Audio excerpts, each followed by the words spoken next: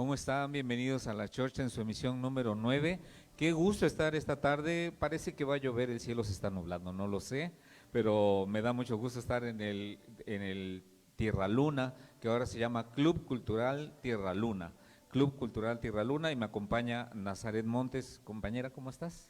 Muy bien, gracias Manuel, aquí de nuevo con ustedes, reincorporándonos a esta dinámica, a esta actividad. Y pues bueno, me da mucho gusto el que el día de hoy podamos hablar acerca de la afrodescendencia en México, un tema realmente relevante y más pues de que estamos quizá próximos a la conmemoración del Día Internacional de la Afromexicanidad.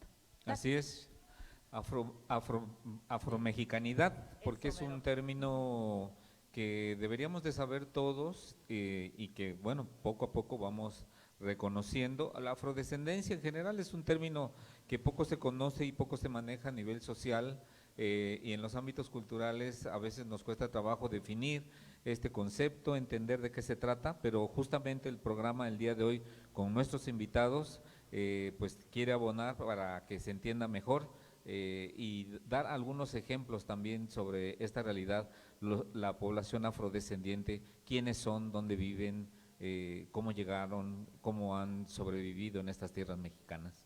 De hecho, y que también la Organización de las Naciones Unidas ha sido una institución internacional, una organización internacional que ha promovido el fortalecimiento de esta cultura de la comunidad y claro, en todo, en respeto también al artículo segundo constitucional del apartado C. Así es. Y bueno, tiene que ver con la cultura de Veracruz, definitivamente sí. Tiene que ver con los festivales afrocaribeños que se hacían normalmente y durante algunas décadas, que causaba fuerte impacto porque venían artistas de todo el mundo prácticamente caribeño en este gran Caribe extendido. Es importante desde el punto de vista social, étnico, la construcción de la ciudadanía y evidentemente en los ámbitos de investigación donde cabe, se acomoda perfectamente este tema. Nazaret, se acomoda perfectamente este tema para la investigación, para el conocimiento de la historia, para el reconocimiento de quiénes somos y hacia dónde nos dirigimos. ¿Te parece si nos ayudas a presentar un video inicial que pinta un panorama contextual amplio sobre este tema? Claro que sí, no queda mucho por decir en este contexto. Vamos a ver el video de los afrodescendientes en México, no sin antes dar el número de WhatsApp al que nos pueden estar contactando, es el 2288 41 85 52. Y con esto nos vamos al video de enlace.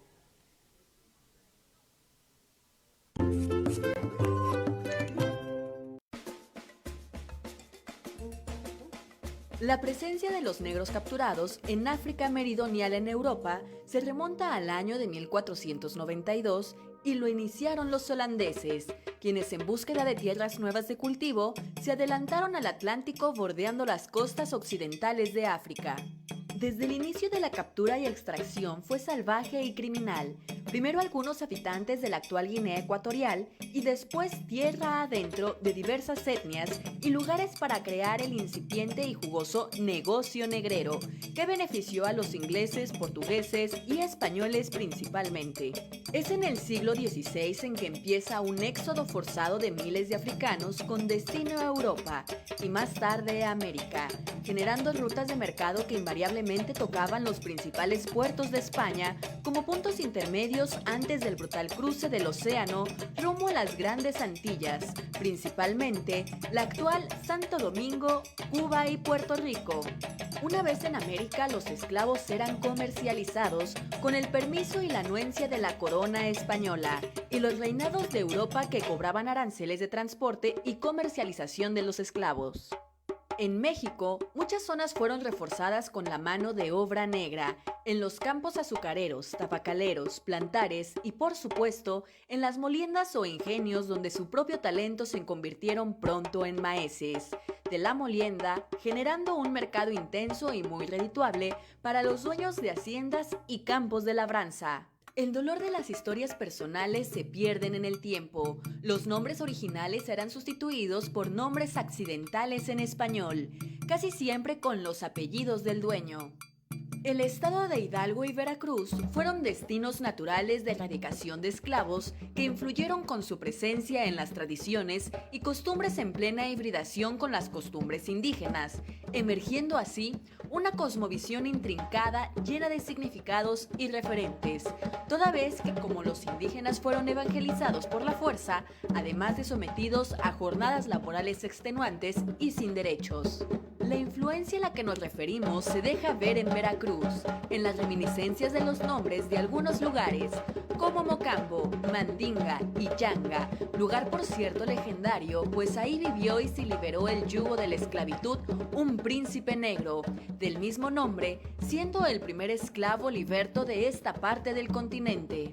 Las costumbres en la comida fueron influidas por la africanidad, la proliferación de platillos que incluyen cosas fritas como los maduros o plátanos, la yuca, el camote, el arroz y las cosas endulzadas con panelas artesanales nos hablan de su presencia. La música, la poética, la estética y la construcción de casas habitación también fueron influidas por las costumbres africanas. Su esencia se ve reflejada fuertemente en países como Cuba y todas las grandes Antillas, así como países como Venezuela, Colombia, Perú y el Brasil. El reconocimiento de su existencia y su carácter afrodescendiente es reciente en México, a pesar de siglos de búsqueda de la igualdad, cuestión que favorece a la integración de una comunidad que los reconoce también en estados como Guerrero o Oaxaca. Hoy hablaremos sobre este tema con Sagrario Cruz, Samuel Aguilera, Yumko Ogata, Javier Cabrera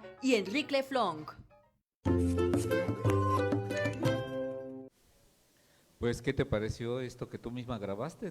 Se escucha muy bien tu voz, pero es muy interesante e intensa esta historia que se cuenta, porque pasaron siglos prácticamente antes de que reconociéramos la presencia de ellos y los que quedaron como sobrevivientes que ahora viven en Veracruz, pero diseminados en toda la República Mexicana y en todo el continente americano.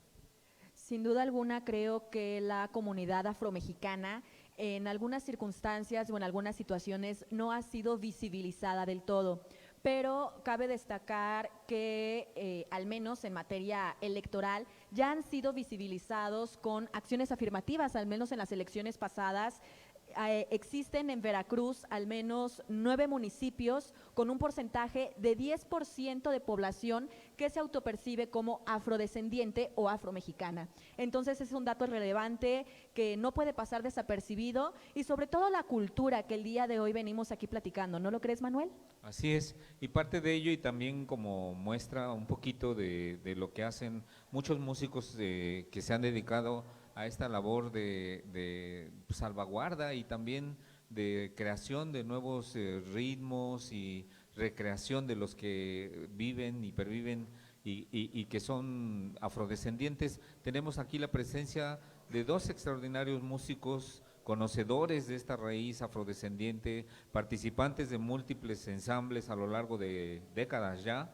Me refiero a Enrique Leflonc y a Javier Cabrera, que están aquí con nosotros, a los cuales les vamos a pedir un primer tema, un acercamiento, una aproximación de lo que ellos han hecho a lo largo del tiempo, especialmente Enrique en la producción de nuevos materiales con la base del tambor, y después platicaremos con Javier Cabrera, que también es un experto en los ritmos afrodescendientes de América Latina, del Caribe y también de México. Vamos a mandar los micrófonos y nuestras cámaras con Enrique Leflonc y Javier Cabrera, que nos van a interpretar este primer tema. Si nos quieres comentar, Enrique, brevemente, ¿qué es lo que vamos a escuchar? Voy a hacer un ritmo de guaguancó. Es la letra del maestro Nicolás Guillén y música mía, del disco Yanga.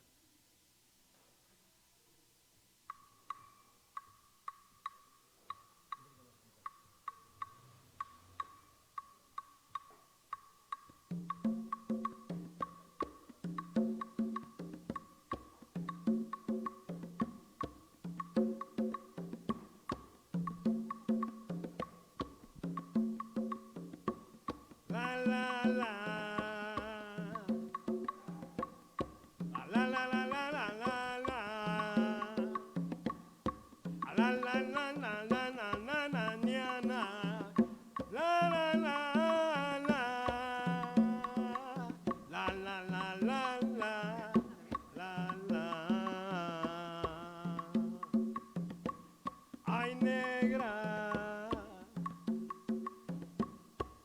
negra, si tú supieras. Anoche te vi pasar y no quise que me diera.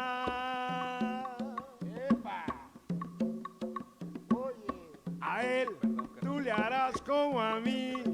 Sí, Romera. Que en cuanto no tuve plata te corriste de bachata. A ver, ¿me puedes Sin acordarte de mí. Songoroco, songo, songo, be. Songoroco, songo de mamey. Songoroco, songo, songo, be. Songoroco, songo de mamey. Songoro, la negra baila bien.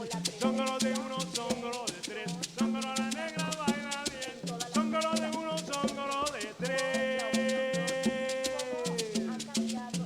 Vengan a songoroco, songo. Vengan a songoroco, songo. Vengan a songoroco, songo. Vengan a songoroco, songo. Vengan a ver. Vamos pa' ver. Vengan a ver. Vamos pa' ver.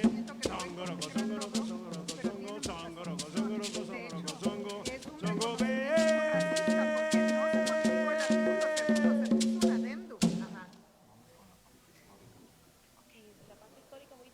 Pues estamos aquí, todo bien, todo bien. Un aplauso, muy bien. Estamos en el Café Teatro Tierra Luna.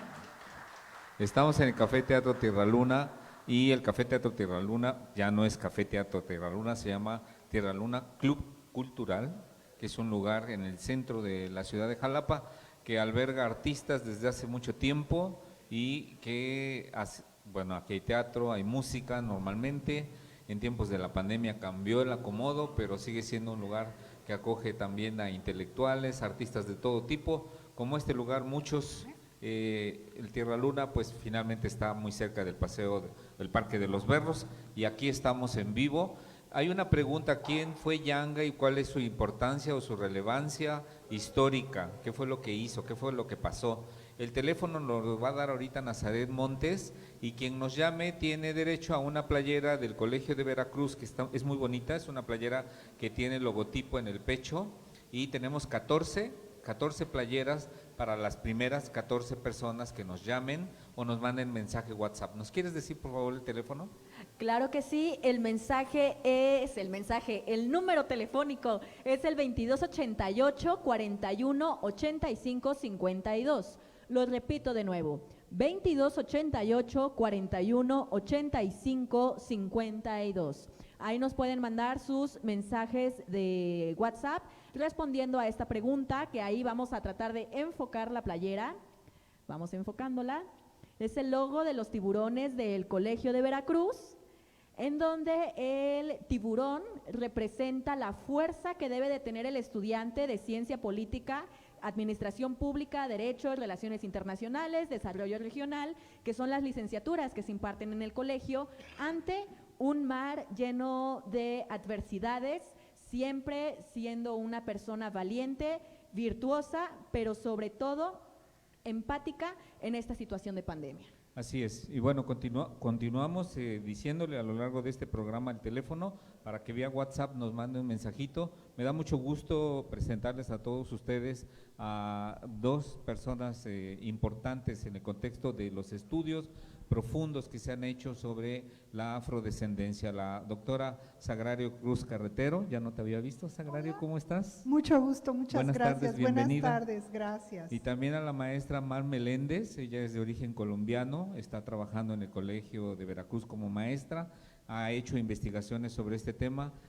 Maestra Mar, buenas tardes, ¿cómo estás? Muy buenas tardes, muchísimas gracias por la invitación. Muchas gracias. Empezaríamos con una pregunta que nos ayuda o nos ayudaría mucho si nos responden, por favor. ¿Cuál es el contexto histórico en el que los africanos o la negritud o la africanidad llega a México concretamente? Como tener un panorama histórico, yo sé que es extensísimo y esto nos podría llevar unas varias horas, ¿no? porque además es apasionante, ciertamente, pero ¿nos podrías dar, Sagrario, un contexto amplio sobre esta parte histórica? ¿Cómo es que se da el fenómeno de la negritud en México concretamente? Y después, bueno, la maestra hará lo propio refiriéndose a América Latina. Bueno, hay lo que está reconocido por la historia y por la antropología es la llegada de los primeros africanos con los exploradores y conquistadores que llegan a lo que ahora es México. Tenemos reporte de la travesía de Pánfilo de Narváez, de Francisco Hernández de Córdoba, de Francisco Hernández de Córdoba, que antecede a Hernán Cortés, que traía entre su tripulación tanto marineros, y destaca uno que era un bufón, que me parece muy interesante como un conquistador se busca a alguien que lo haga reír, ¿no? En esta empresa de conquista tan violenta. Y ya más particularmente Hernán Cortés traía muchos negros de origen africano y nacidos en Europa, ladinizados, que viajaron con él, hombres y mujeres, que esta es otra peculiaridad, que las mujeres no se mencionan. Aparece en cartas de relación que reporta que eran cargadores, incluso uno se ahoga en el Grijalba y cargaba herrajes y dice, no, lamentamos mucho más tarde la pérdida de los herrajes, no dice la pérdida del africano. Y encontramos mujeres también, una de ellas, Beatriz de Palacios, que arenga a los hombres después de la noche triste diciéndoles que no se amilanen, que se echen para adelante. Y recientes hallazgos arqueológicos han descubierto en un lugar que se llama Tecuaque, en Tlaxcala, parte de la expedición de Pánfilo de Narváez se desvía en la ruta hacia México. Recordemos que el Pánfilo de Narváez es derrotado por Cortés, su tripulación se pasa al lado de Cortés y ellos van en avanzada hacia la Ciudad de México, se desvían y una posta mexica los captura y ahí los sacrifican y se los comen, y el lugar se llama Tecuaque. Los hallazgos arqueológicos demuestran que entre esos 15 sacrificados había hombres y mujeres africanos. Entonces vemos también, bueno, por ejemplo, Juan Garrido, que era el guardaespaldas de Cortés, un lugarteniente, hombre fuerte, lancero, y vamos a tener muchos otros hombres africanos a lo largo de la historia. Esteban de Dorantes, que viaja con Cabeza de Vaca. Vamos a tener conquistadores negros. Juan Garrido, por ejemplo, luchó con Ponce de León en el Caribe. Y no solamente en la etapa inicial, sino en los 300 años posteriores a la conquista, vamos a ver una presencia africana evidente en el cimarronaje, por ejemplo, invisibilizado a través de la culinaria, con todas estas cocineras que estaban en las casas y en los conventos. Eran amas de leche, eran nanas, eran cuidadoras de niños. De hecho, compraban muchas veces esclavos y esclavas, personas esclavizadas y esclavizados, niños, para que jugaran con los hijos de los amos.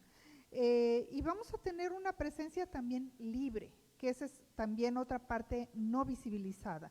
Una gran migración de población afrodescendiente que es libre y está dedicada particularmente a la caña, por ejemplo, al arroz, a la ganadería, porque eran los maestros de este conocimiento. Los indígenas no sabían.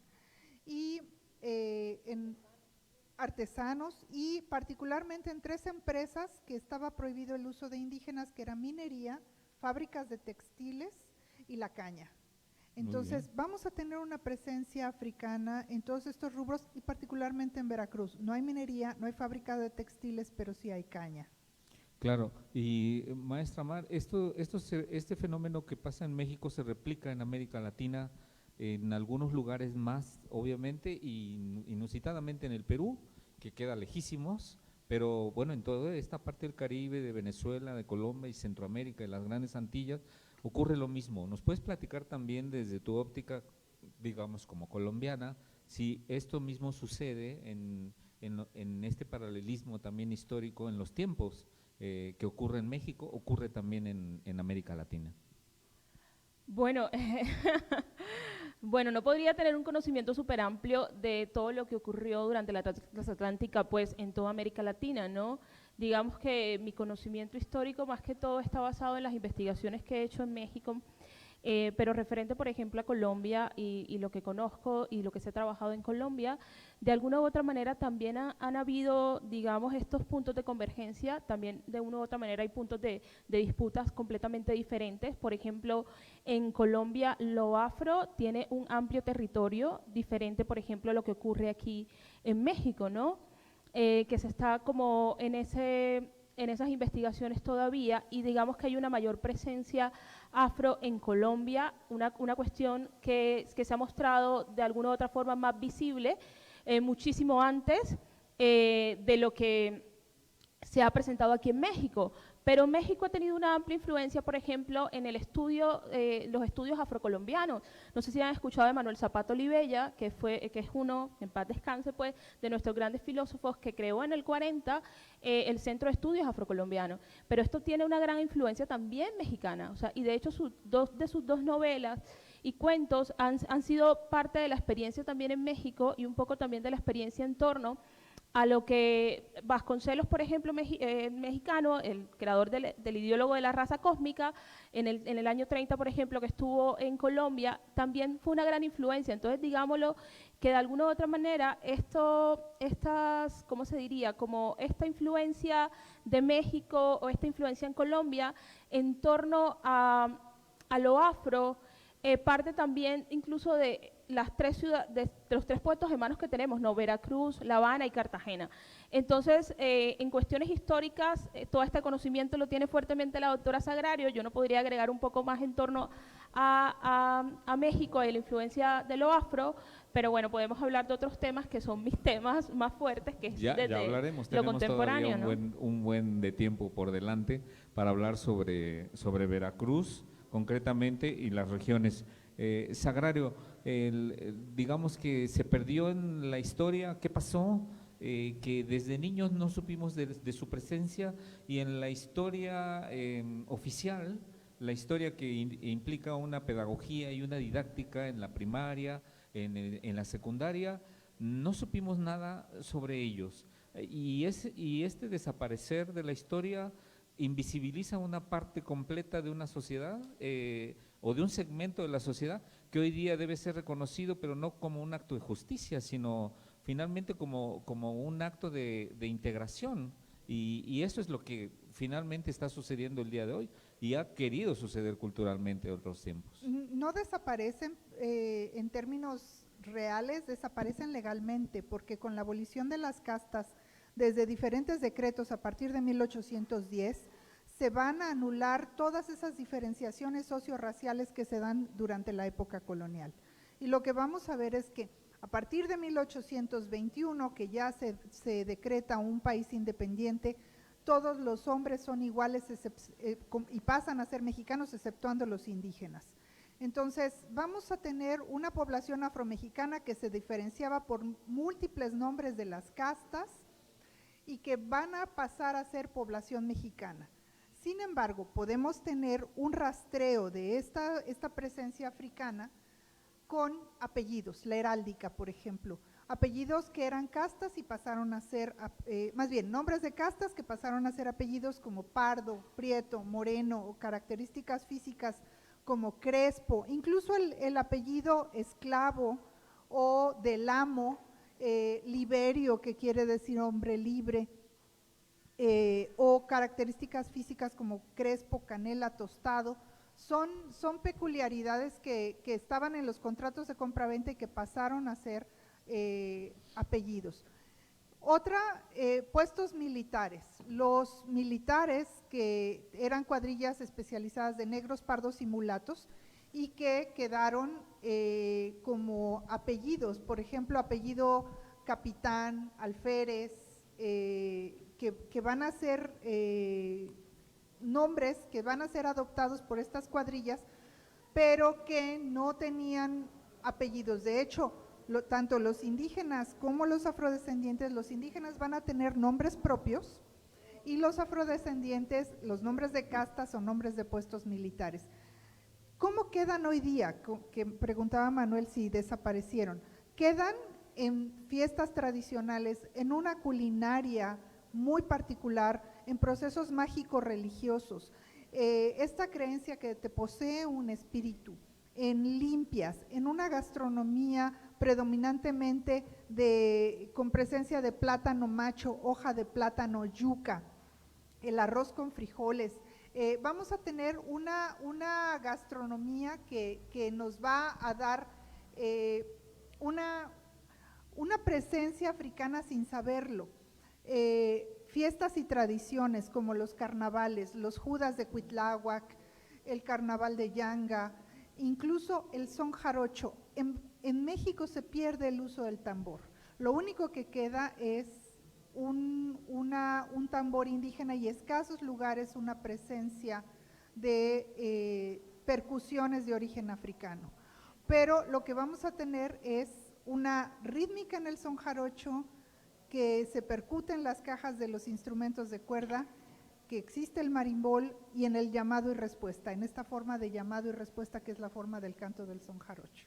Doctora, con esta amplia respuesta que nos ha brindado, sin duda alguna nos podemos dar cuenta que la cultura, la tradición y la descendencia cultural de los afrodescendientes es muy amplia y la podemos presenciar prácticamente en cualquier momento de nuestra vida, en lo culinario, en las fiestas, en la música, pero hay un tema todavía pendiente que te quiero preguntar a ti, Mar, acerca de todos los estereotipos que existen sobre las personas negras, vamos a llamarlo así. ¿Tú cómo lo ves, cómo lo percibes desde esta óptica? Bueno, gracias por esa pregunta. Hay una cuestión que siempre ha recaído sobre lo negro y es esta categoría de inferioridad, ¿no? O sea, de alguna u otra manera ha habido una dicotomía entre inferioridad y superioridad, o sea, lo blanco como una cuestión superior y lo negro como inferior, ¿sí? Y eso en muchos casos no va ligado tanto, o sea, pongámoslo así, todos nosotros podemos tener tonos de piel completamente diferentes, pero la afrodescendencia no radica en tu tono de piel, o sea, radica en tus raíces, no que tú te reconozcas como afro. Tú te puedes reconocer como afro, ¿por qué? Porque tu padre, pues, es negro, o por tus costumbres, por tus tradiciones, en fin, ¿no? Pero el tono de tu piel te marca socioculturalmente. Entonces, digamos que en ciertas cuestiones, en ciertos eventos o en ciertas dinámicas sociales, tú vas a tener un privilegio por encima mío. Aunque las dos seamos afrodescendientes, tu tono de piel te marca un privilegio por encima del mío, ¿no? Es como igual si estuviéramos con un hombre. El hombre de alguna manera tiene un privilegio sobre mí, socialmente hablando, por su género, ¿no? Entonces, los estereotipos que recaen sobre lo negro en esta cuestión de la inferioridad, y hoy hablábamos un poco, hace poquito hablábamos acerca, por ejemplo, del estereotipo que cae muy fuerte sobre una mujer negra. O sea, la mujer negra, y yo no sé si esto lo puedo decir en televisión, pero hay una cuestión muy sexualizada en torno a la mujer negra. Pero esto también viene de una historia colonial donde a la mujer se le añadían ciertos, ¿cómo se diría? Ciertas características de seducción, ¿no?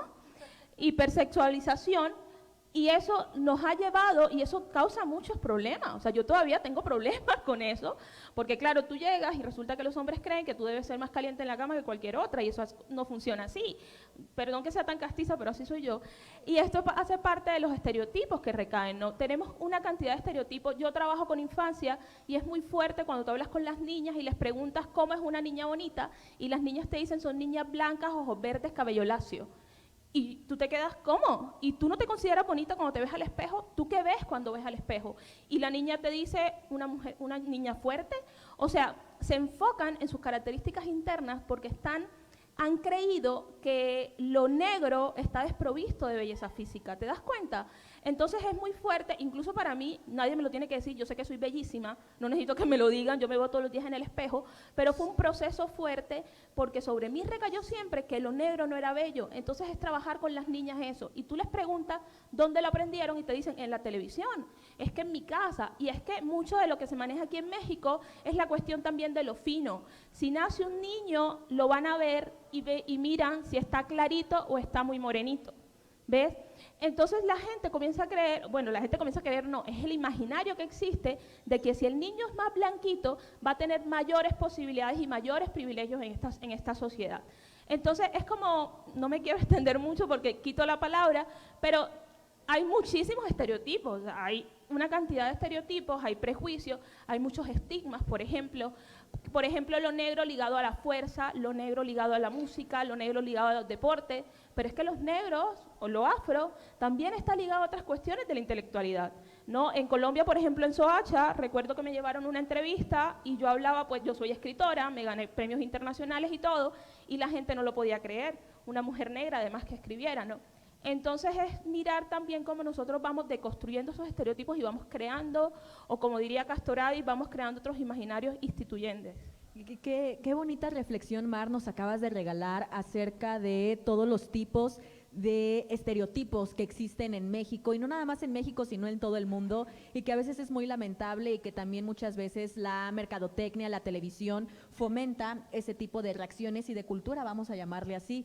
Pero vamos a enlazarnos en este momento con Manuel, no sin antes volver a mencionar el número de WhatsApp, que lo han preguntado mucho por Facebook. Lo repito, 2288 41 85 52.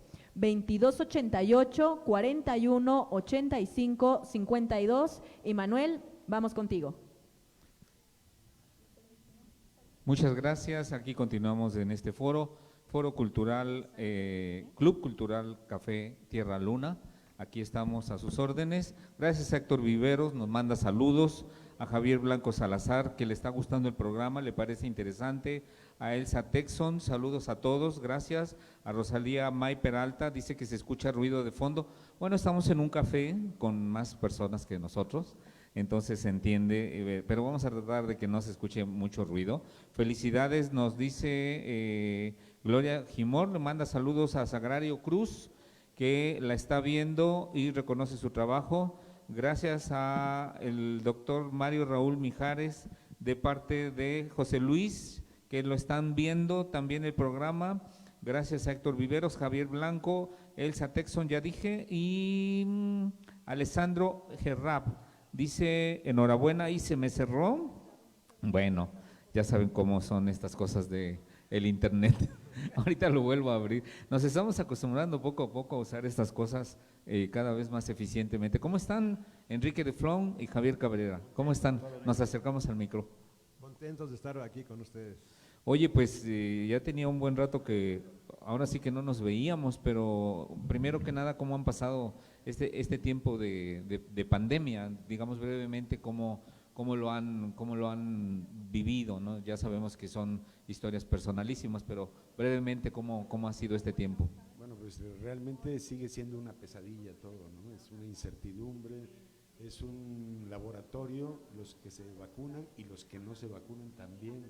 Entonces, realmente estamos ahorita como animalitos de laboratorio, la humanidad en sí, ¿no? Así es. Y pues yo personalmente es el primer evento presencial que hago desde que comenzó todo esto, y por una fuerte amistad que hay contigo, muchas gracias, mi compadre, con Sagrario, que la quiero, la estimo y la admiro mucho. Entonces, pues así ha sido esto de la pandemia. Bien, pues, ¿y usted, señor? Bueno, para mí ha sido un tiempo maravilloso. Sí. Es un tiempo en el que la humanidad se está haciendo más humana, está cambiando los valores, ya es más importante un doctor que un futbolista, y es un tiempo maravilloso de que estén todos con su casa, con su familia, pero creo que es maravilloso porque está transformando el concepto de la humanidad, de la importancia de la naturaleza, de la importancia de la amistad, de que nos ayudemos unos a otros. Yo así lo veo. Claro, muy bien. En esta diversidad es de la que abreva el Colegio de Veracruz en este programa La Chorcha, pero en todas y todo tipo de ideas, en el universo temático y de ideas y de conceptos, caben bien en la Chorcha Cultural, y por eso la diversidad de pensamiento es importante. Ahora vayamos al tema, la música afrodescendiente. Yo sé, al igual que Sagrario y que la maestra Mar, les ha de pasar lo mismo, cómo sintetizar en pocas palabras largos siglos de historia, pero podríamos platicar un poco sobre qué reminiscencias hay de esa África que llegó por vía marítima y que se quedó en reductos culturales específicos y que en Veracruz al parecer desapareció, aunque Patricio Hidalgo asegura que no, que la conga es eminentemente veracruzana y que pervivió o pervive en el imaginario colectivo como un ritmo veracruzano que si bien es cierto llegó de Cuba y en los carnavales afloraba o salía a la escena, un tiempo se perdió, pero que no, que sí, efectivamente hay reminiscencias de lo africano en Veracruz. ¿Cuál sería el punto de vista de ustedes como conocedores amplios de esta parte de la cultura? Sí, yo creo que si la presencia del negro en México, hablando de nuestro país, no estuvo presente en la historia hasta momentos muy recientes con el maestro Aguirre Beltrán, encontrar también sus reductos es difícil, pero cada vez se ve que está más presente en muchos géneros de la música en México.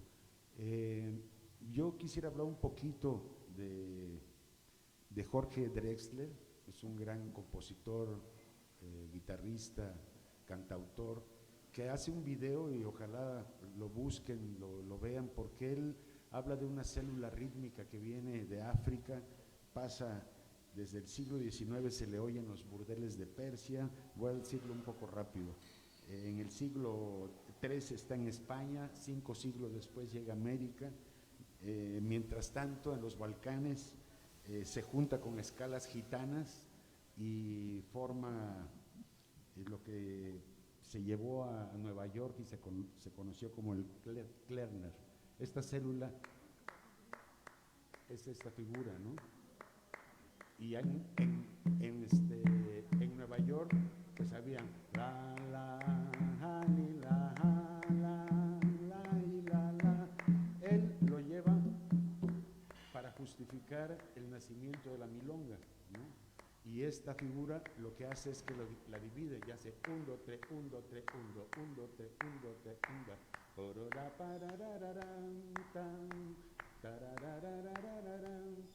La milonga que dio a conocer Astor Piazzolla. Él lo lleva hasta ahí, pero esta célula, si la empezamos a buscar en Latinoamérica, agregándole o quitándole golpes, está en la cáscara del guaguancó. Patán, patán, pan, patán, pan, para, patán, patán, pan, ¿no? Está en la bomba puertorriqueña, pa, ta, ta, ta, pum, pa, ta, ta, pa, pum, pa, ta, ta, pum. Y así lo vamos viendo en infinidad de lugares. Lo increíble es que lo tenemos en el son jarocho. Esta figura está en el son jarocho, está en el son jalisciense, y en el son jarocho, si decimos café con pan, café con pan, café con pan, y sigue siendo la misma célula, ¿no? Entonces, creo que hay que hacer ese tipo de estudio de células. De hecho, Yehudim Menuhin, un violinista muy famoso, él intentó, él decía que se podía hacer la historia de la música a través de intervalos, de células, de figuras melódicas que podían identificar a las razas del planeta. Y no lo pudo concluir, pero sí hizo un libro maravilloso que se llama La música del hombre. Y él decía que se podía hacer, porque así como se hacen estudios de genéticos, se puede hacer el estudio de la música, ¿no? Muy bien. En el occidente de México hay muchos estudios actualmente, por ejemplo, del arpa grande, que era una arpa muy grande y es el antecedente del mariachi en México, que está sabido que habían grupos de mulatos. El presidente Cárdenas pertenece a una familia de mulatos y él encuentra descendencia de esa familia y encuentra grupos de mulatos que tocaban el arpa grande como el antecedente del mariachi. Y otra cosa muy increíble es que gran parte de la música en México y en Latinoamérica es ternaria, ¿no? Son compases de 1, 2, 3, 1, 2, 3, 1, 2, 3, 1, 2, 3, o de plano el 3, ¿no? Y son contadísimos los ritmos que sean binarios. En el caso de México, por ejemplo, en el son jarocho, pues fuera de la bamba creo que hay 2 ritmos más que son binarios, todo lo demás es ternario, y la rítmica que se está tocando en las jaranas es muy, muy, muy afro. Muy bien. Pues vamos a hacer un ejemplo, digo, vamos, somos muchos, van a hacer bueno, yo estoy sentado en un instrumento, si lo quieren ver, me quito un poco, estoy sentado sobre este instrumento que es el cajón, y yo le he pedido permiso a ellos dos, que son grandes maestros de la percusión, para aunque sea no quedarme con las ganas y hacerle así, pum, cuando ellos me digan, aunque sea algunos ritmos afrodescendientes, sobre todo del Perú, para hacer un pequeño ensamble improvisado que los cubanos le dicen descarga, pero eso es mucho decir. Una descarga es una cosa mucho más profunda que se da cuando hay fiesta y cuando hay mucho intercambio emocional con los músicos. Entonces, si les parece, podríamos mostrar algunos instrumentos y algún ritmo donde participe este instrumento, del cual hablaremos un poquito más tarde, preguntándote a ti, Javi, que sabes mucho sobre la historia de este instrumento, y después, bueno, continuamos con el programa. ¿Les parece bien? Correcto. ¿Qué sería? Una rumba Columbia, y eso llevaría el bajo del primer tiempo del ritmo. Muy bien. ¿Sale? Vale.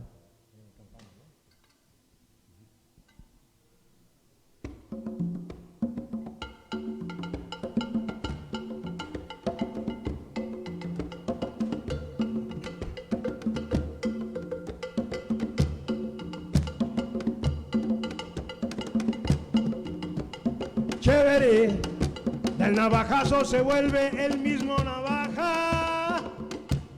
Ay, ay, ay, ay, ay, ay, ay, ay, ay. Chévere, del navajazo se vuelve el mismo navaja. Ay, ay, ay. Pica tajadas de luna, más la luna se le acaba. Ay, ay, ay, ay, ay, ay, ay. Pica tajadas de sombra, más la sombra se le acaba.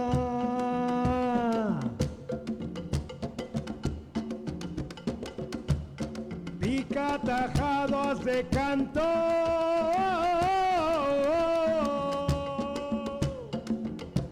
el canto se le acaba. Y entonces pica que pica carne de su negra mala. Y entonces pica que pica carne de su negra mala. Ay, ay, ay.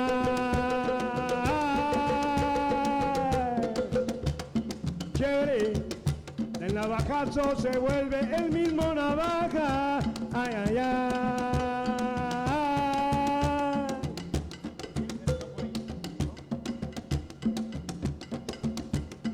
Pica tajadas de luna, más la luna se le acaba. Ay, ay, ay, ay, ay, ay, ay, ay. Pica tajadas de sombra, más la sombra se le acaba.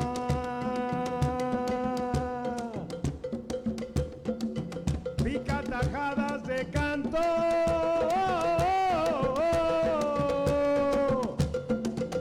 más el canto se le acaba. Y entonces pica que pica carne de su negra mala. Y entonces pica que pica carne de su negra mala. Ay, ay, ay.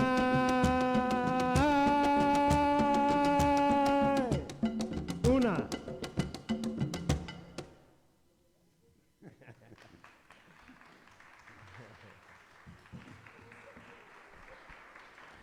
Bueno, ya no me quedé con las ganas. Síganos llamando, el teléfono lo va a dar Nazaret. Ahorita les leo los mensajes que están llegando por Facebook. Tenemos 13 playeras, 14 playeras del Colbert, Es muy fácil, ¿quién es Yanga? ¿Quién fue? ¿Y cuál es su importancia, su relevancia histórica en el contexto de los veracruzanos, de la historia de los veracruzanos? El teléfono lo va a dar mi compañera Nazaret Montes, quien continúa en la entrevista en el otro pedacito de sed aquí en el Café Teatro Tierra Luna. Adelante, Nazaret. Muchísimas gracias, Manuel, y efectivamente nos encontramos aquí en este pedacito de set, como tú le llamas, al número de WhatsApp 2288 41 85 52, que ya tenemos registrados a quienes ya han mandado su mensaje de WhatsApp con las respuestas y ya les hemos contestado con un GIF que dice You Win. Entonces, por favor, sigan mandando sus mensajes y vamos a leer aquí un mensaje de Facebook que nos dice Elsa Texom. ¡Qué buen ritmo! Y perdónenme, pero no podía dejar de pasar, ustedes no lo ven porque están enfrente de su celular, de sus dispositivos, pero nuestros camarógrafos también se volvieron bailarines el día de hoy detrás de las cámaras. Fue un excelente show, pero retomando el tema sobre la investigación de los afrodescendientes, hay una pregunta en Facebook muy concreta. ¿Cuáles son los apellidos que se podrían considerar como afrodescendientes en México? Pues los que mencionaba yo, que son antiguos nombres de castas, y que realmente mi fuente de información fue la guía telefónica del puerto de Veracruz, de los Tuxtlas y de la región de Cosamaloapan, Alvarado y Tlacotalpan. Apellidos que el más común, Moreno, Pardo, Crespo, características físicas, delgado, obeso, colores como canela, tostado, pimienta, y en las comunidades, bueno, Mar podría mencionar ahorita algunos otros, pero sí son apellidos que no tenemos la conciencia de que son de ascendencia afro y que muchos están descubriendo a partir de la heráldica, la abuela negra en el closet, números de, por ejemplo, apellidos como 3, 10, porque llegaban y bautizaban a los esclavizados el mismo día. No, el mismo día y ponían Juan 1, Juan 2, Juan 3, los apellidos con números son probablemente de origen africano, o lugares de África, como los muchos topónimos, o lugares de otros lugares de las Américas, por ejemplo el apellido Caracas, Cartagena, que nos está hablando de un origen de personas esclavizadas criollas que a partir del siglo XVIII empiezan a llegar aquí al puerto de Veracruz porque era más barato comprarlos en las Américas que en África. Incluso hay un cargamento bien grande de esclavizados de Nueva Orleans que llega aquí al centro de Veracruz, ¿no? Entonces, esos son, digamos, los apellidos más comunes. Más comunes. Bueno. Y que sin duda, ay, perdóname, pues remontarnos a la historia de los apellidos también es remontarnos al autoconocimiento en una cierta parte. Pero hay una segunda pregunta, va para las dos. Yo quería aportar algo. Adelante. Bien, pasa algo con los apellidos también, aparte de lo que usted ya menciona en torno a Juan 1, Juan 2, y es que muchos de los apellidos, por supuesto, que tienen las personas afro, deriva un poco también del esclavizador, ¿no? O sea, tomaban el apellido, o se les daba el apellido al esclavizado del dueño, se podría decir. Entonces, muchos apellidos también. En el caso, por ejemplo, del apellido Peña, mi papá de hecho es Peña, no es de aquí, pero Peña es uno de los apellidos más fuertes que existen en la cuestión de la afrodescendencia. Y es uno de los apellidos que abunda, por ejemplo, en San Francisco de Mataclara, que es la comunidad de mi investigación, y pasa algo muy fuerte en Mataclara, y es que si ustedes van a esta comunidad, ya de pronto es mucho menos, pero todos son familias, ¿sí? Los Peña, Blanco, Flores, son estos apellidos, Virgen, son los apellidos que existen en Mataclara, y esto se debe un poco a que hace muchos años no había una movilidad muy fuerte de los mataclarenses hacia la cabecera municipal que era Cuitlahua, ¿sí? ¿Por qué? Porque estaban segregados, porque eran negros, los trataban mal, entonces el poder dominante estaba en la cabecera, y esto limitó mucho la movilidad de los mataclarenses y potenció, hay muchos factores de la endogamia, pero esto fue uno de los factores que mencionan los mismos mataclarenses de por qué dentro de la comunidad casi todos son familia. Tú hablas con uno y ni siquiera saben, este es primo de este es hermano de este es tío de este, y todos los apellidos Peña, Blanco, Flores. Es algo muy, muy significativo que pasa en Mataclara, por ejemplo. Y interesante tu campo de investigación, el lugar donde lo estás haciendo, y me permito plantear la siguiente pregunta para las dos, de acuerdo a su experiencia, su conocimiento y su perspectiva. ¿Cómo se construye la identidad a partir de los estereotipos en un contexto amplio? Se las dejo. Desde la perspectiva histórica vamos a ver que desde tiempos coloniales hay una identidad construida a partir de ámbitos negativos. Por ejemplo, ¿cuáles son los estereotipos negativos para los afrodescendientes como hombres o mujeres? Ya lo mencionó Mar, la hipersexualidad. Las pinturas de casta son excelentes marcadores para hablar de estos estereotipos. Uno ve una pintura de casta que eran pinturas por encargo de mamá, papá e hijo. Pero lo que realmente se traduce allí y se trasluce allí son estereotipos negativos. Una negra acompañada de una jarra de chocolate. El chocolate era usado, o por lo menos en muchos procesos inquisitoriales eran acusadas de usar el chocolate para brujería, porque no podían conseguir un español si no le hacían brujería. Entonces por eso aparece el hombre español, la mujer negra y el hijo mulato y una jarra de chocolate. Entonces vemos mujeres asociadas a una actividad hipersexual, a la brujería. Aparecen también escenas de tahúres, de personas, incluso niños bebiendo pulque, jugando cartas, despiojándolos, y esos estereotipos negativos prevalecen hoy día. Incluso en mi trabajo de campo, en las entrevistas yo les preguntaba por qué ustedes aceptarían que sus hijos se casaran con un afrodescendiente, y decían que no. Y esto es también producto del mestizaje. Vemos cómo desaparece un fenotipo afrodescendiente producto de estos estereotipos porque se quiere refinar la descendencia. Entonces, usaban la analogía, son cultivadores de caña, usaban la analogía de refinar la descendencia como el azúcar blanca es refinada, la morena no.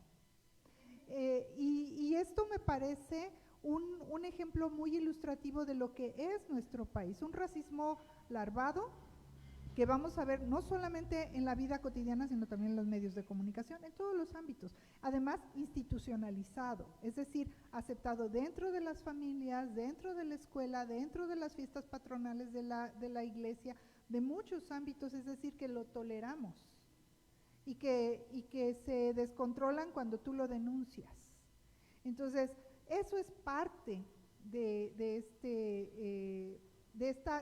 no asumir una identidad afro, no verse al espejo o identificarte afro, pero no quererte reconocer porque tienes una identidad negativa. Claro. Bueno, frente a esto hay una pregunta que después de una entrevista, porque ya tenemos enlazado a José Samuel Aguilera Vázquez, que es tremendo repentista, él está en Tuxtepec, Oaxaca.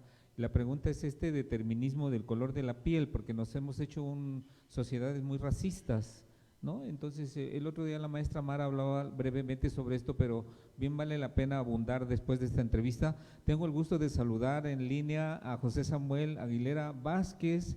Él es doctor en Derecho y es una de las 5 personas más conocedoras del fenómeno de la afromexicanidad. Me da mucho gusto saludarte. Buenas tardes. ¿Y cuál sería el concepto desde la base jurídica y con tu terminología para poder ir entendiendo mejor, José Samuel, este tema, este concepto que es tan amplio y tan lleno de variables que a veces nos cuesta trabajo digerir? Muy buenas tardes, José Samuel, ¿cómo estás? ¿Qué tal, Manuel? Un abrazo para ti y un placer y un gusto volverte a saludar después de tanto tiempo. Primero que nada, aclarar el concepto de afrodescendiente. ¿Quién es una persona afrodescendiente? Es toda aquella persona que lo sepa o no lo sepa, desciende de manera directa o indirecta de personas que fueron traídas del continente africano al continente americano, ya sea de manera directa a través del Atlántico o a través de puntos intermedios en cualquier etapa pasada, incluyendo la etapa presente. Ese es un afrodescendiente. En cambio, una persona afromexicana es una persona que es mexicana y es afrodescendiente, es decir, es una afrodescendiente mexicana. Ese es el afromexicano. Y comentarte nada más que la Constitución protege en algunas partes a la persona afromexicana y en otras protege a las comunidades afromexicanas. Bueno, ¿y cuál sería la importancia de su reconocimiento jurídico, dado que se ha hablado mucho sobre esto, Sagrario, y tal vez tú después nos puedas dar tu propia idea, y tú también, Mar, en México, pero ¿cuál sería el reconocimiento, el valor del reconocimiento legal o oficial de los afrodescendientes, que es muy reciente si vemos en la historia de México largas décadas, yo diría que siglos, en los que han estado luchando, y cómo es que se da este asunto? La Costa Chica de Guerrero y de Oaxaca intentaron desde el 2012 que fueran reconocidas las comunidades afrodescendientes o afromexicanas en este país a nivel constitucional, pero no lo consiguieron. Y no lo consiguieron porque simplemente no era parte de un proyecto de nación.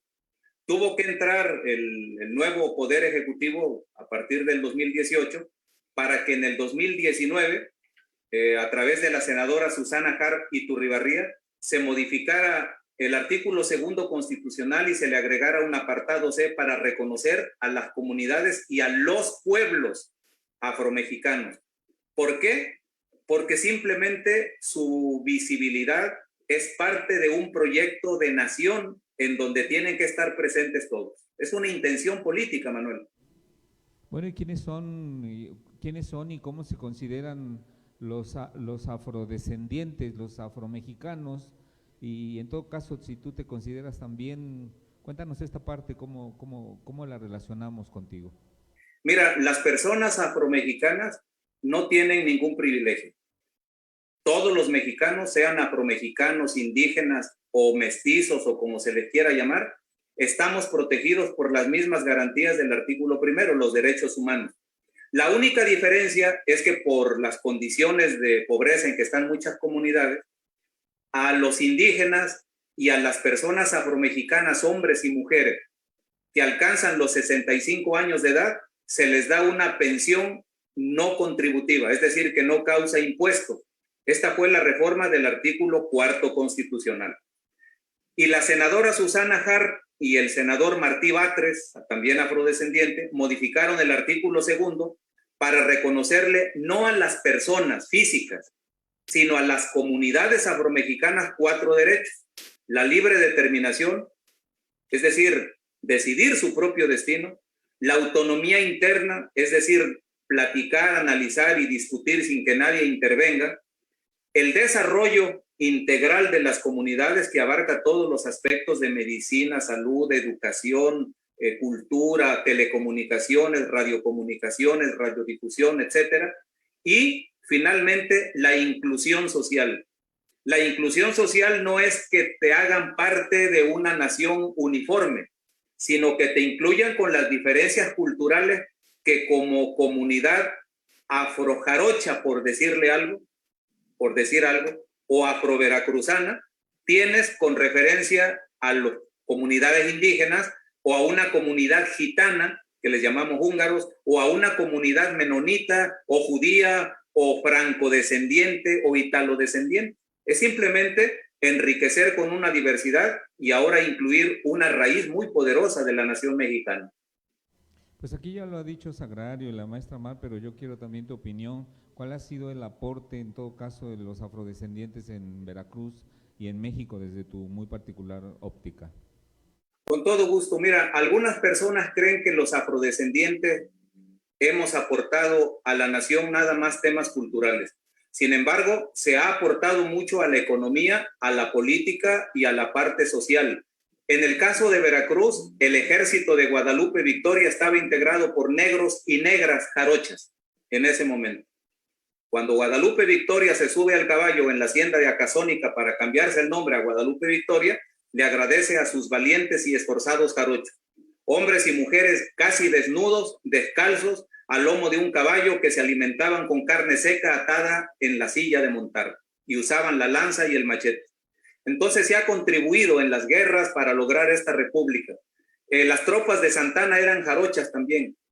Los que lograron las batallas agraristas para desmembrar los latifundios en Veracruz también eran afrodescendientes.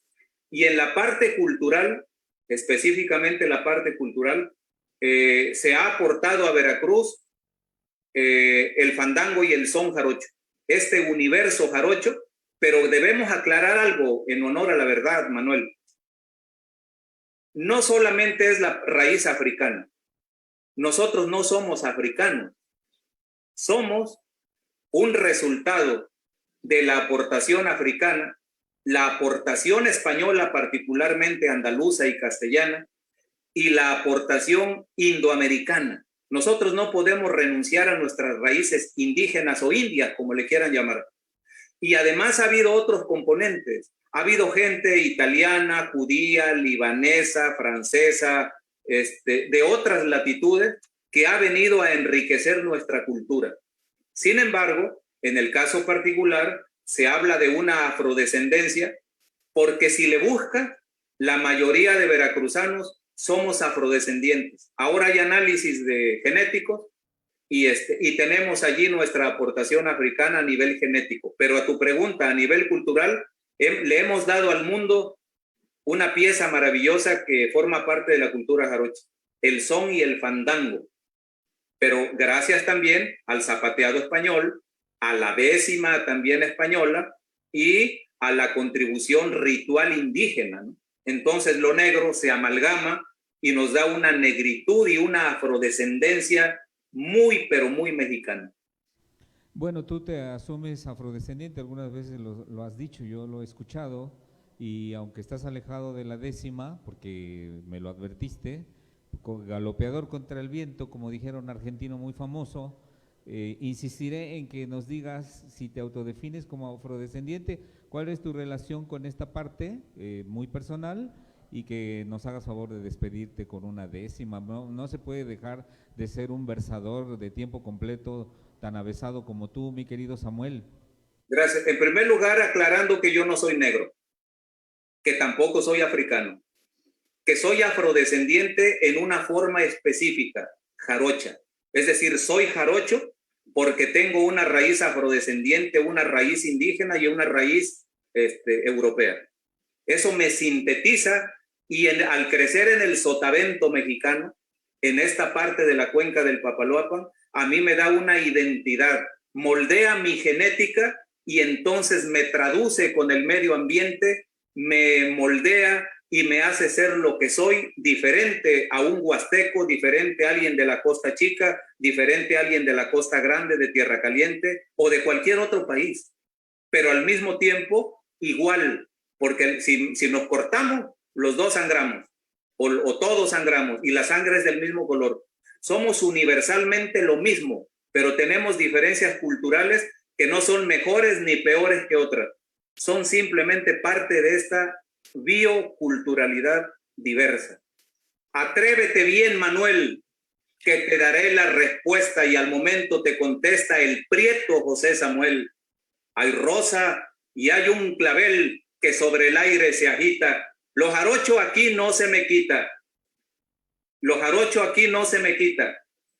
Porque jarocho yo soy, y bien sabes que me voy, pero siempre estoy cerquita.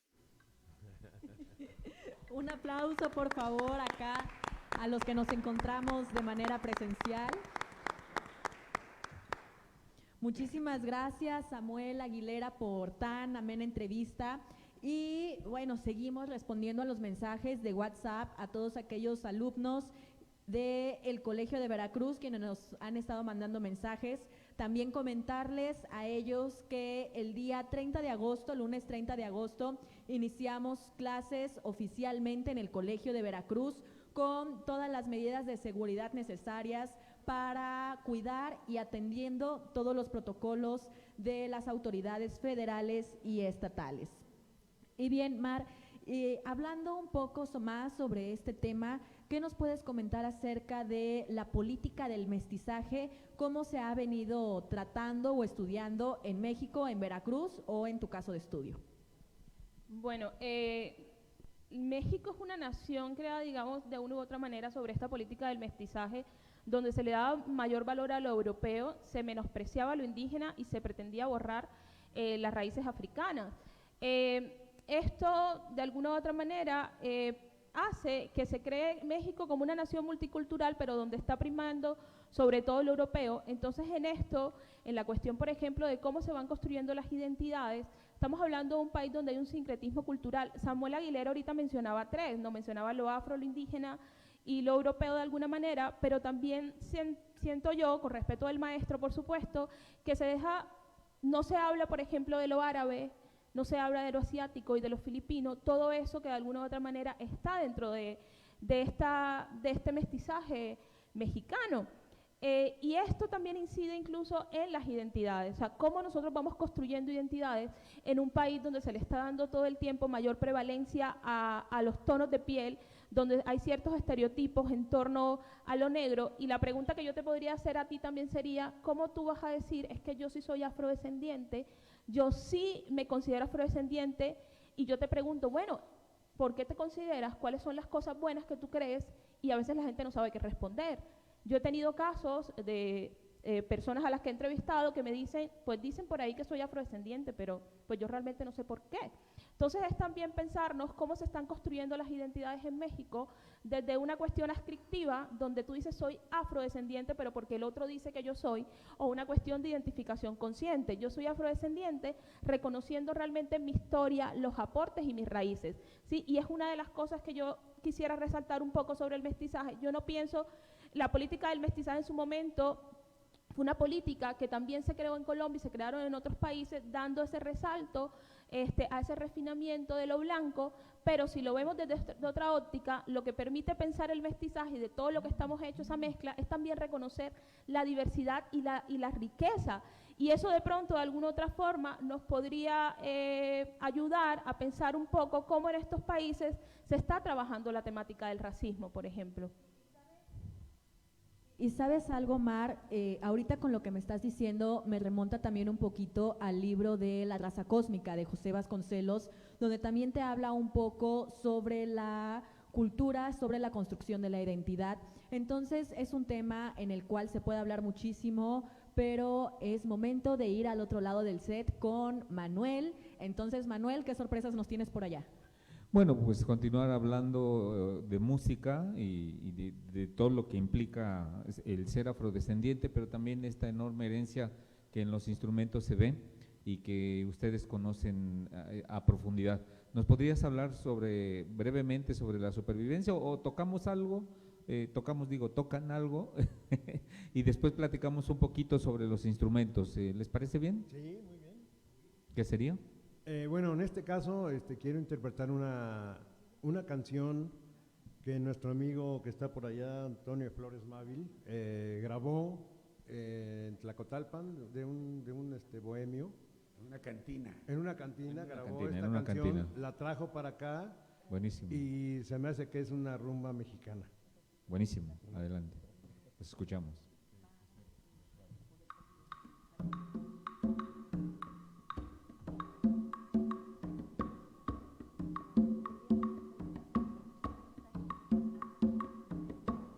La la la la la la la la. La la la la la la la la. La la la la la la la la la la la la. La la la la la la la la la. Mi lamento es una rumba. Mi lamento es una rumba. Cuando yo siento el ritmo que va y que zumba. Cuando yo siento el ritmo que va y que zumba. Montado en mi caballo, yo llevo un trago de ron. Y para mi amigo traigo este tremendo rumbón. Montado en mi caballo, yo llevo un trago de ron. Y para el amigo traigo este tremendo rumbón.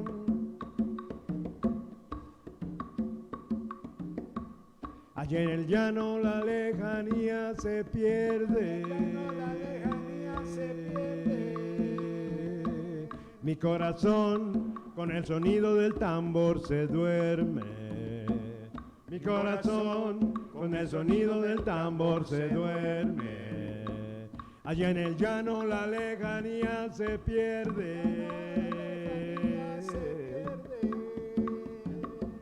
Mi corazón con el sonido del tambor se duerme. Mi corazón con el sonido del tambor se duerme. Por eso yo traigo rumba, nada más sonido y tambor. Y para los negros quiero dicha, cadencia y amor. Por eso yo traigo rumba, nada más sonido y tambor. Y para los negros quiero dicha, cadencia y amor. Mi lamento es una rumba.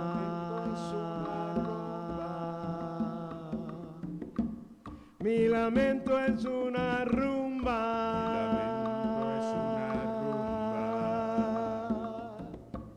Cuando yo siento el ritmo que va y que zumba.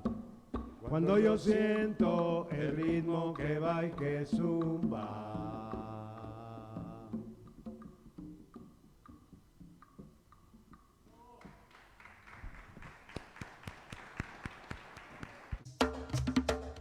Cuando yo nací fue mi tío Ausencio que le dice a mi mamá, mira Chencho, nada más que está muy negrito. No, pero los negros también servimos. No significa necesariamente que todas las personas que van a estudiar el repentismo van a ser repentistas y de eso van a vivir, pero es parte de su desarrollo como personas. Yo soy negra. Cuestionando la tercera raíz, vida y cultura afrodescendiente en México y el mundo.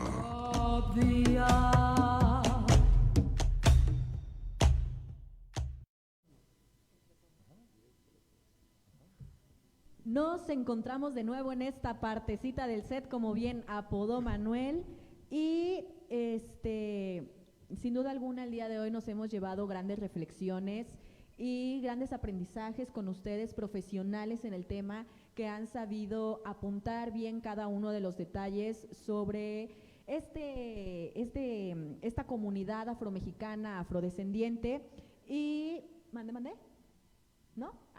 Y bueno, como un tipo corte comercial, vamos a comentar que el regreso a clases es voluntario, la gente sin temor no dejará de asistir. Mensaje de nuestro rector, el doctor Mario Raúl Mijares Sánchez, para a todos aquellos alumnos de nuevo ingreso y que ya están inscritos, que van a formar parte de la comunidad del Colegio de Veracruz.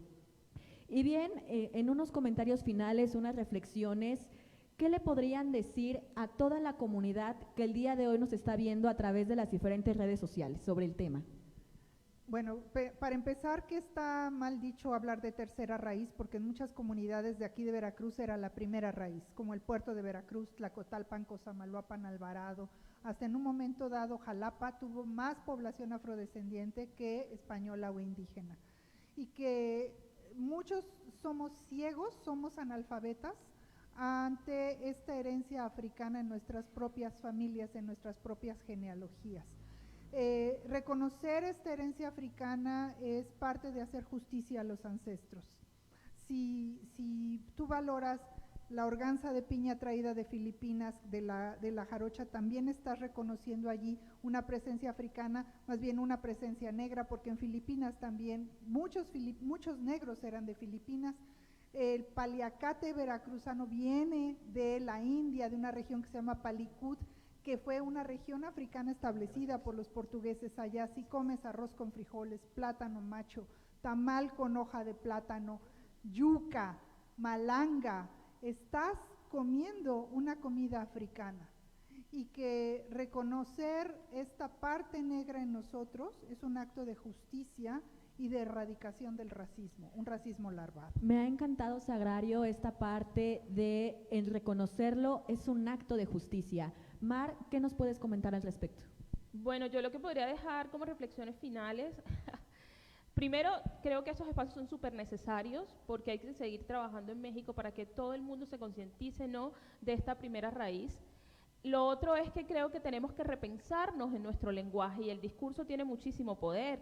O sea, ya es hora de no decir esclavos y esclavas, sino decir personas esclavizadas, porque no nacieron, bueno, muchos sí nacieron esclavos, pero se los trajeron, los ultrajaron y los maltrataron. Entonces fueron personas esclavizadas. Otra de las cosas que tenemos que también pensarnos en México son estos refranes que se dicen comúnmente, como me negrearon, hay que mejorar la raza, el prietito en el arroz, trabajar como negro, sí, incluso verbos que se utilizan mucho en la academia como denigrar. O sea, hay que ir repensando nuestro lenguaje porque ya es hora de esa reflexión interna en torno a cómo nos seguimos multiplicando ciertos estereotipos, ciertos racismos incluso en el lenguaje, ¿no?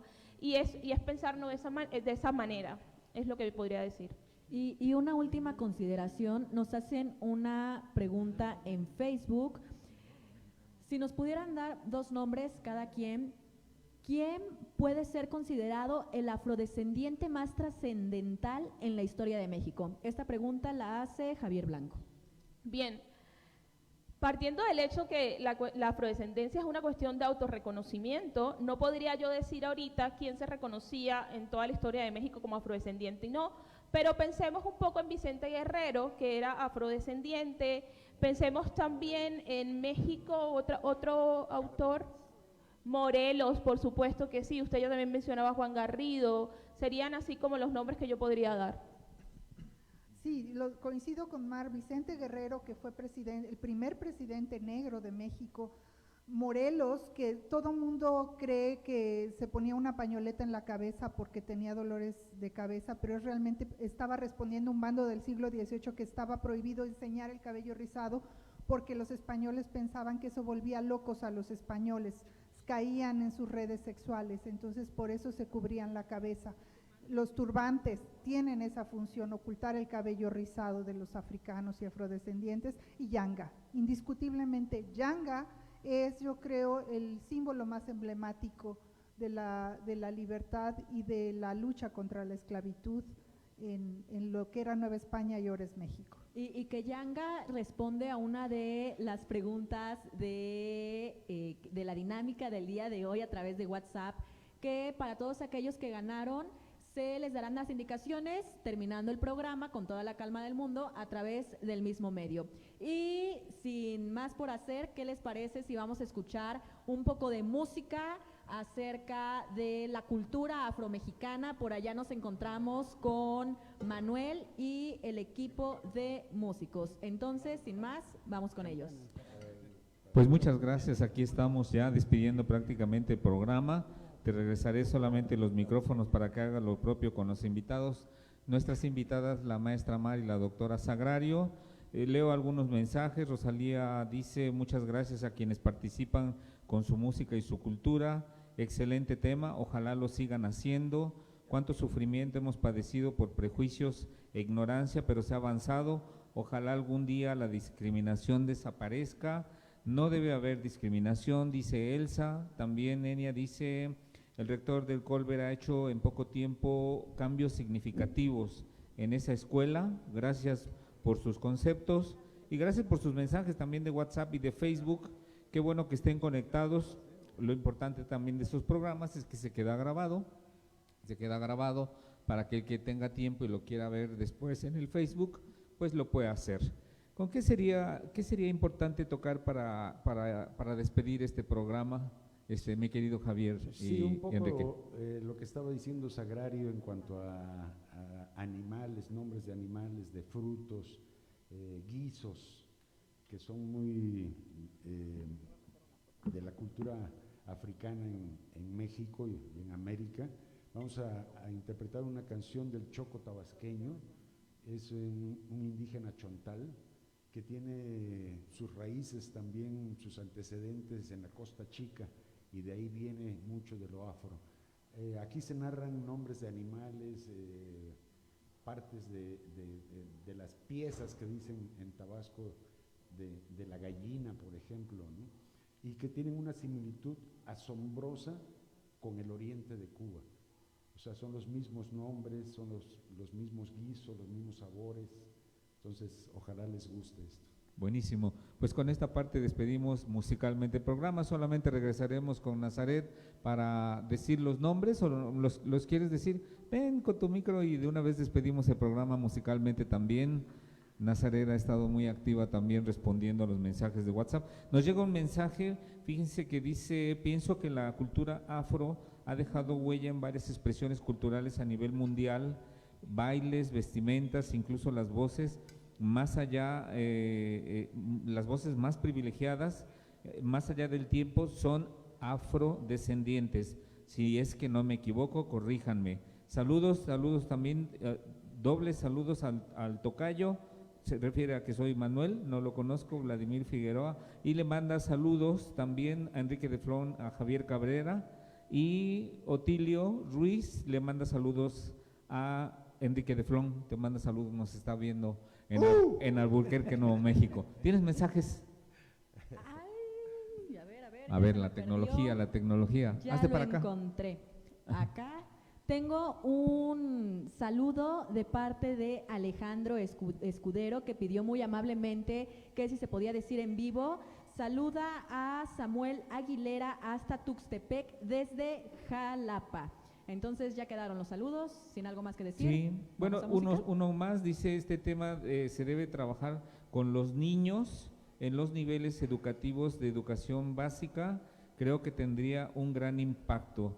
Y a Samuel Aguilera, que está en Tuxtepec, dice: me faltó mi reflexión final, es momento de vernos de otro modo. Un discurso de moda pone el acento a lo que quiere poner en personajes, seres individuales, héroes emblemáticos que a su juicio dignifican la memoria afrodescendiente. Sin embargo, ese discurso sigue ocultando el papel de la tropa, el peonaje, las mujeres de a pie que aguantaron las trincheras, pulieron las armaduras de los héroes y sirvieron de escalón para que ellos alcanzaran la fama, ya no pensar más en los reyes, príncipes y princesas, sino en la labor del pueblo como comunidad consciente, hacedora de la historia. Gracias, José Samuel Aguilera. ¿Tienes algo más ya, no? ¿No? ¿Música? ¿Música? Pues ahora sí, muchas gracias a todos, gracias al staff del Colegio de Veracruz y gracias a ustedes que, pues, ¿falta algo?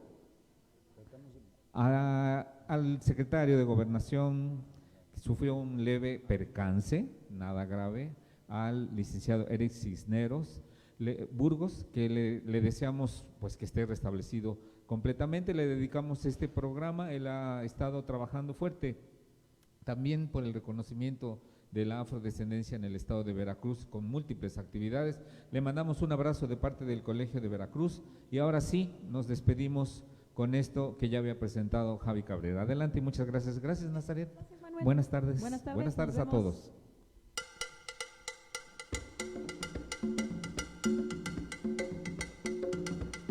Pícara, jícara, pícara, pícara, jícara.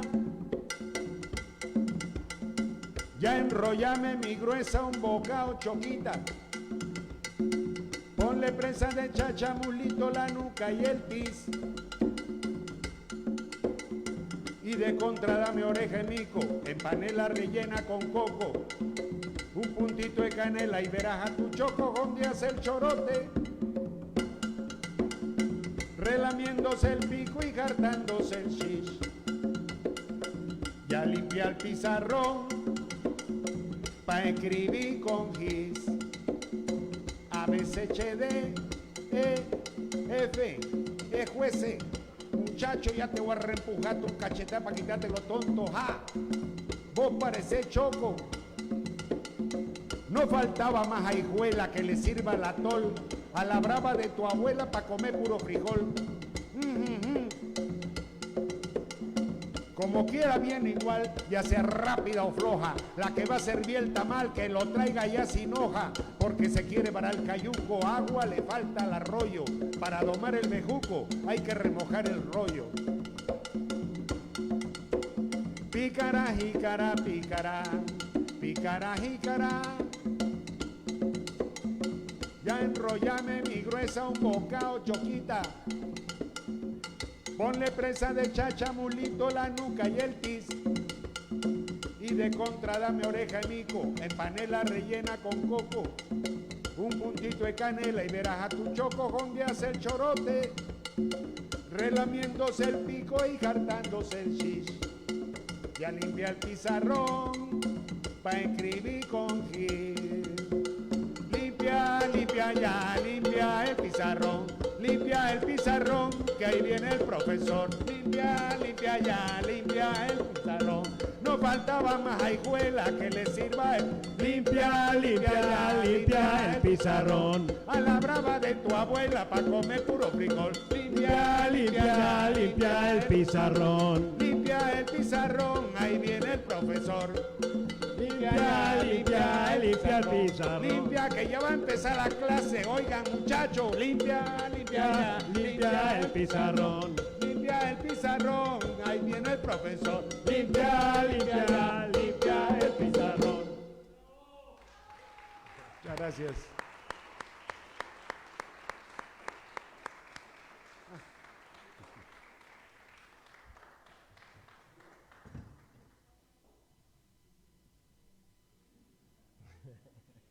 Acuérdense que ya van a comenzar las clases.